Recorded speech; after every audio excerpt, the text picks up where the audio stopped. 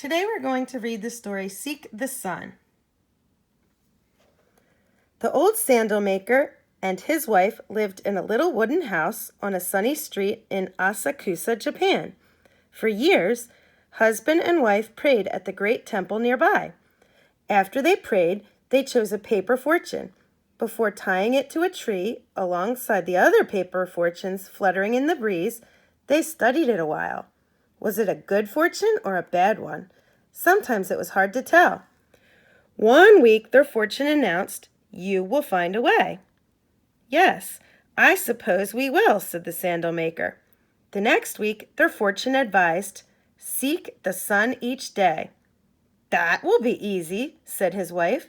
"It's springtime, and in the spring the sun always shines."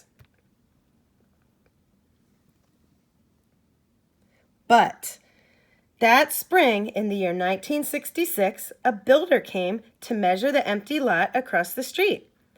He was followed by 3 machines and a truckload of men. The men and the machines dug a square hole in the ground and drove pilings deep down into the earth.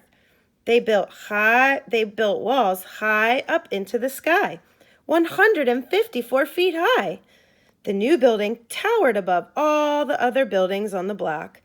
Now, the sandal maker's small 2-story house stood in the shade of a 9-story building.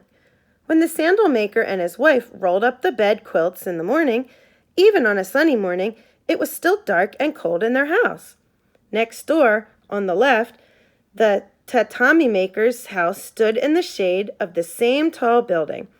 The tofu maker's house, on the right, stood in the shade too. The building cast such a long shadow, it kept the sun from shining on all the houses in one whole corner of Asakusa. Here's the picture again. Here is their house in the shade of the big building.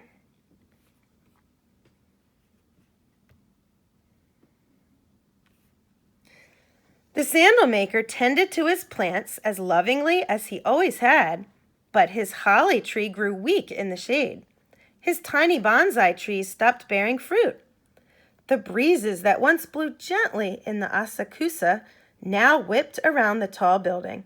The breezes turned into gusts of wind that lifted the sandal maker's wife's skirts when she went outside. The wind tore up her umbrella when it rained.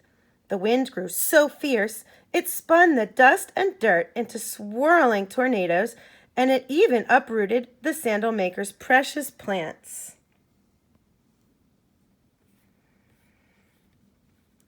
"You would think a dragon had moved into the neighborhood," he cried. "How can we wrestle with a dragon? How can we seek the sun each day here in the shadow of a tall building?" "We will find a way," said his wife. "Our fortune said so. We will find a way to seek the sun, and our neighbors will help us. We will go to the courthouse and talk to the judge." "Our house is cold all the time," the sandal maker's wife told the judge. "The clothes don't dry.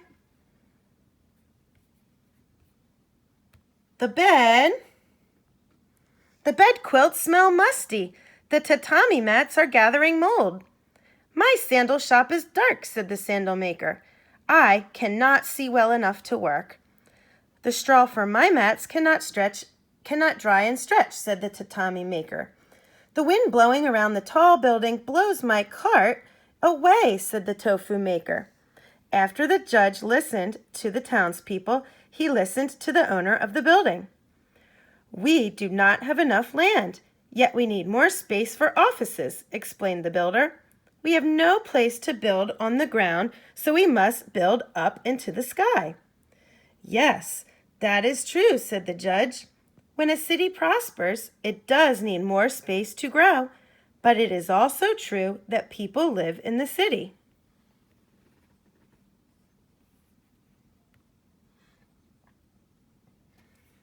And he asked the builder one question.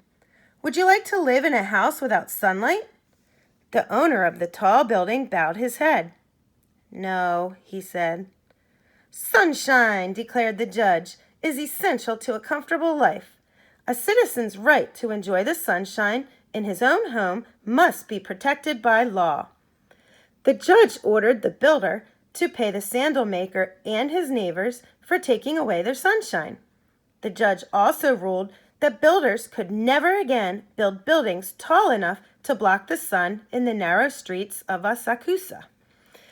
The next time the sandal maker and his wife visited the great temple, they offered a prayer and chose a paper fortune. The sandal maker read the fortune out loud. This one says, "Light will fill an empty space."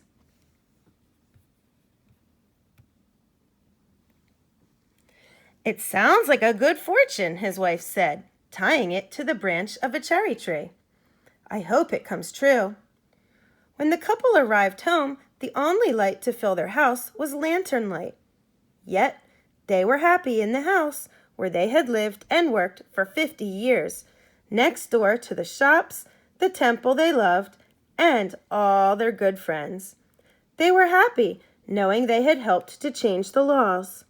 From now on, in neighborhoods like ours, the sandal maker proudly told his friends, buildings taller than 33 feet will not be allowed. One sunny morning, after the old couple visited the temple and watched the birds and tourists coming and going, they saw machines and a truckload of men working in an empty lot nearby. The men and machines were digging a hole. "Oh no, not another tall building," cried the sandal maker's wife. "How can that be?" "They are digging a very small hole," observed the sandal maker. The next day, the hole was filled with water, and the men returned to plant trees, build benches, and lay stone paths. The empty lot had become a park. Here's a picture. "Light will fill an empty space," the sandal maker said. He exclaimed it. "Our fortune has come true." In the park, the sandal maker's bonsai and holly trees found a new home, and he and his wife found a home away from home, a light-filled space where the bonsai once again bore fruit, school children and frogs hopped among the stones, and colorful koi swam to and fro in the pond, red, white, and gold beneath noonday sun. So this story was inspired by an actual court case in Japan brought by an 80-year-old sandal maker, Kohei Watanabe, and 3 of his neighbors in Asakusa, an area in Tokyo known for its famous Buddhist temple and traditional old-style neighborhoods. Today in Japan, when tall buildings are constructed, the amount of shadow that can fall on nearby buildings is limited by law.